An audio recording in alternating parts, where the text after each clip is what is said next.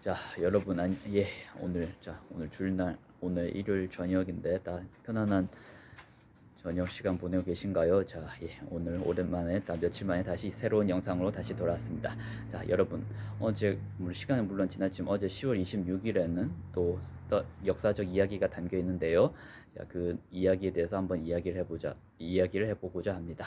자, 여러분 하루라도 책 읽지 않으면 입에 가시가 돋친다라는 말을 한 사람이 누군지 아십니까? 아시는 분들 아시겠지만 바로 안중근 의사십니다. 여러분 어제 10월 26일은 또 안중근 의사께서 침략의 원흉 이토 히로부미를 저격하신 날인데요. 그 날에 대해서 이야기를 한번 나눠보고자 합니다.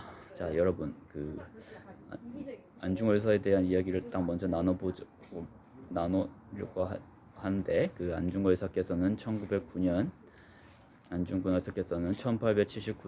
항해도 해주에서 태어나셨다고 합니다. 그래서 어릴 적부터 글 공부보다 총 쏘는 걸 더 좋아하셔서 또 어릴 적에는 또 동네 보수들과 같이 사냥을 나가는데 어른들도 두려워하는 멧돼지를 딱 총을 쏴서 잡으셨다는 일화가 전해질 정도로 명사주셨다고 합니다. 그리고 또 백범 김구 선생님의 백범일지를 보면 같은 김구 선생님과 또 3살 차이였고 또 같은 항해도 해주 출신이었기 때문에 어릴 적에 또 만났다는 대목이 나와 있다고 합니다. 나중에 시간이 흘러 성인이 된 안중근 의사께서는 학교를 세워서 교육 활동을 펼치시고 또 국채보상 운동에 참여하는 등 독립운동을 펼치셨는데요. 국내에서 독립운동하기가 어려워지자 의병들을 모아서 함경도에 있는 일본군 부대를 공격하는 등 무장 활동을 펼치셨는데 결국은 패하게 됩니다. 그래서 나중에 다시 러시아의 블라디보스토크로 넘어가신 안중근 의사께서는 그곳에서 동지들을 모아서 이제 왼쪽 손가락이죠. 왼쪽 네 번째 손가락을 잘라서 몇 년 안에 침략의 원흉 이토 히로부미 등 나라의 원수들을 처단하겠다고 각오를 하시게 됩니다. 그래서 또 뜻을 세우신 안중근 의사께서는 우덕순, 조도선 등 유동화 등의 동지들을 만나서 기회를 엿보던 중에 이토가 만주를 시찰하러 딱 온다는 소식을 접하게 됩니다. 그래서 이때 안중근 의사는 작전을 세우게 돼요.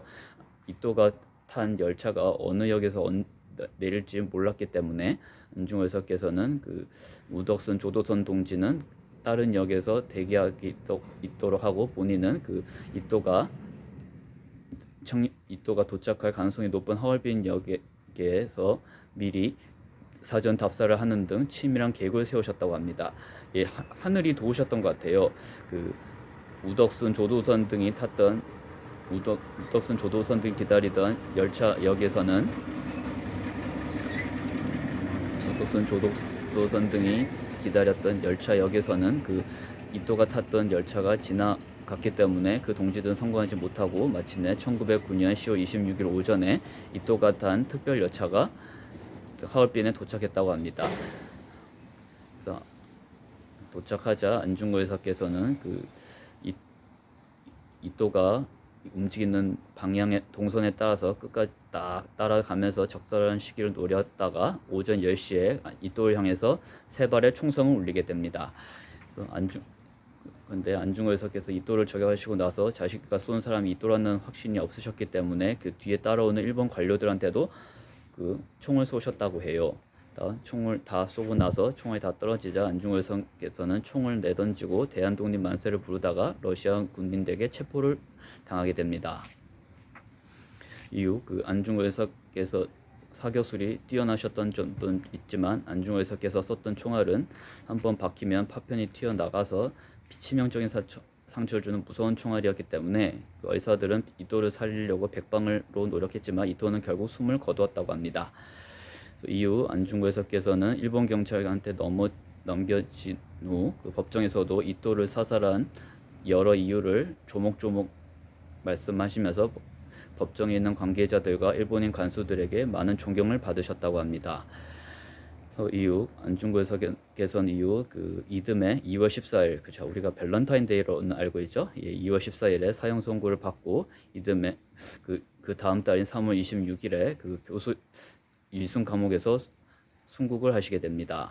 이때 안중근 의사께서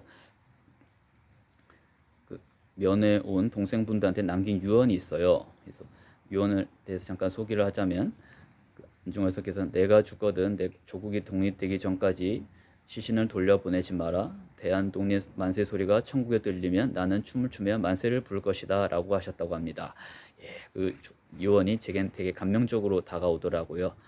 그리고 잠깐 안중근 의사의 어머니에 대해서 소개를 해드리고 싶은데, 안중근 의사의 어머니께서는 그 아들의 이거 소식을 듣고 그 동생분들 통해서 그 법정에서 너희 형을 만나거나 법정에서 만나면 절대 상고를 하지 마라. 그 나라를 위해 큰일 했으니 상고를 할 이유가 없다. 그래서 설령 어머니보다 먼저 세상을 떠난 것이 불우라고 생각해서 상고를 한다면 그것은 효도가 아니라고 하시면서 의연한 태도를 보이셨다고 합니다.